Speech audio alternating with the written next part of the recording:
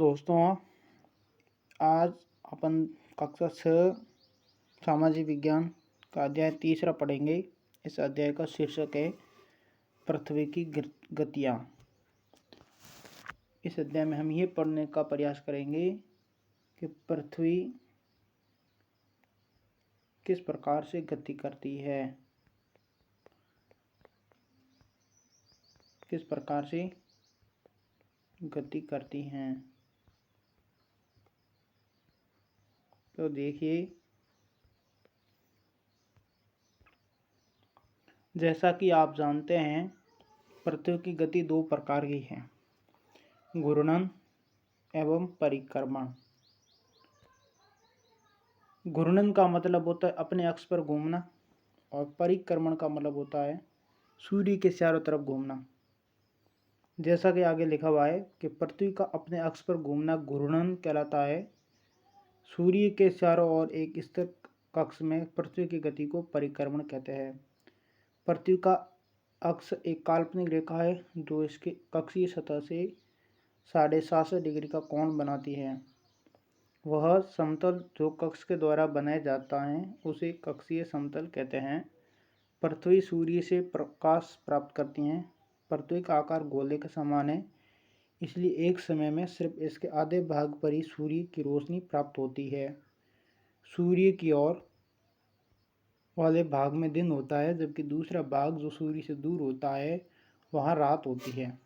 गोलोक पर वह वृत्त जो दिन तथा रात को विभाजित करता है उसे प्रदीप्ति वृत्त कहते हैं। यह वृत्त अक्ष के साथ नहीं मिलता है, जैसा कि आप चित्र 3.2 में देख सकते हैं। पृथ्वी अपने अक्ष पर एक चक्कर पूरा करने में लगभग 24 घंटे का समय लेती है।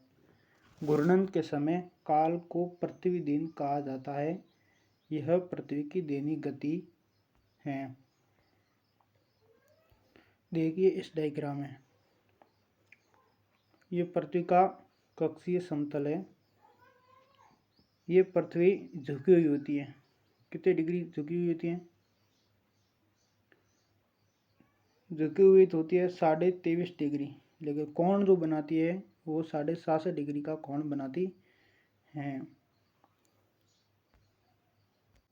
अगर पृथ्वी घूर्णन नहीं करे तो क्या होगा? सूर्य के तरफ वाले पृथ्वी के भाग में हमेशा दिन होगा, जिसके कारण उस भाग में गर्मी लगातार पड़ेगी। दूसरे भाग में हमेशा अंधेरा रहेगा या पूरे समय ठंड पड़ेगी। इस तरह की अवस्था में जीवन संभव नहीं हो पाएगा। पृथ्वी की दूसरी गति जो सूर्य के चारों ओर अक्ष में होती है उसे परिक्रमण कहा जाता है। पृथ्वी एक वर्ष में 365 दिन में सूर्य का एक चक्कर लगाती है। हम लोग एक वर्ष 365 दिन का मानते हैं तथा सुविधा के लिए 6 घंटे को इसमें नहीं जोड़ते हैं। अब देखिए,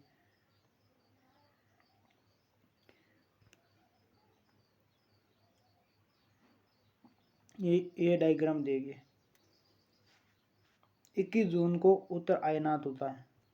इधर 21 जून को क्या होता है? उत्तर आयनात। और 22 दिसंबर को होता है दक्षिण आयनात। 23 सितंबर को वसंत ऋतु और 21 मार्च को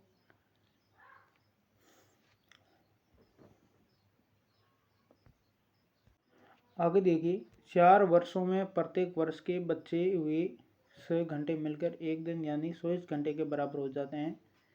इसके अतिरिक्त दिन को फरवरी के महीने में जोड़ा जाता है। इस प्रकार प्रत्येक 100वें वर्ष फरवरी माह 28 के बदले 29 दिन का होता है।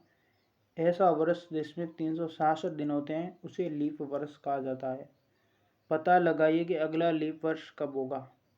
ध्यान दीजिए कि पृथ्वी पूरे कक्ष में एक ही दिशा में झुकी हुई है। सामान्यतः एक वर्ष को गर्मी, सर्दी, वसंत एवं शरद ऋतुओं में बांटा जाता है। ऋतुओं में परिवर्तन सूर्य के चारों ओर पृथ्वी की स्थिति में परिवर्तन के कारण होता है।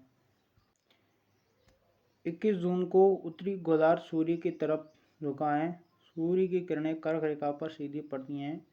इसके परिणाम स्वरूप इन क्षेत्रों में ऊष्मा अधिक प्राप्त होती है। ध्रुवों के पास वाले क्षेत्रों में कम ऊष्मा प्राप्त होती है, क्योंकि वहां सूर्य की किरणें तिरछी पड़ती है उत्तरी ध्रुव सूर्य की तरफ झुका होता है तथा उत्तरी ध्रुव रेखा के बाद वाले भागों पर लगभग 6 महीने तक लगातार दिन रहता है। क्योंकि उत्तरी गोलार्ध के बहुत बड़े भाग में सूर्य को रोशनी प्राप्त होती है, इसलिए विषुवत वृत्त के उत्तरी भाग में गर्मी का मौसम होता है। 21 जून को इन क्षेत्रों में सबसे लंबा दिन तथा सबसे छोटी रात होती है। पृथ्वी की इस अवस्था को उत्तर अयनांत कहते हैं। उसके बाद है 22 दिसंबर को दक्षिण ध्रुव के सूर्य की ओर झुके होने के कारण मकर रेखा पर सूर्य की किरणें सीधी पड़ती है। क्योंकि सूर्य की किरणें मकर रेखा पर लंबवत पड़ती है, इसीलिए दक्षिणी गोलार्ध के बहुत बड़े भाग में प्रकाश प्राप्त होता है। इसीलिए दक्षिणी गोलार्ध में लंबे दिन तथा छोटी रातों वाली ग्रीष्म ऋतु होती है। इसके ठीक विपरीत स्थिति उत्तरी गोलार्ध में होती है। पृथ्वी की इस अवस्था को दक्षिण अयनांत कहा जाता है। क्या आप जानते हैं कि ऑस्ट्रेलिया में ग्रीष्म ऋतु में क्रिसमस का पर्व मनाया जाता है। 21 मार्च 23 सितंबर को सूर्य की किरणें विषुवत वृत्त पर सीधी पड़ती है। इस अवस्था में कोई भी ध्रुव सूर्य की ओर नहीं झुका होता, इसीलिए पूरी पृथ्वी पर रात एवं दिन बराबर होते हैं। इसे विषुव कहा जाता है। उसके बाद है 23 सितंबर को उत्तरी गोलार्ध में शरद ऋतु होती है, जबकि दक्षिण गोलार्ध में वसंत ऋतु होती है। 21 मार्च को स्थिति इसके विपरीत होती है, जब उत्तरी गोलार्ध में वसंत ऋतु तथा दक्षिणी गोलार्ध में शरद ऋतु होती है। इस प्रकार स्पष्ट है कि पृथ्वी के घूर्णन एवं परिक्रमण के कारण दिन एवं रात तथा ऋतुओं में परिवर्तन होता है। इस प्रकार से हमारा ये पाठ कंप्लीट हुआ। हम नेक्स्ट पार्ट में जल्दी मिलेंगे। तब तक के लिए आप सभी को धन्यवाद।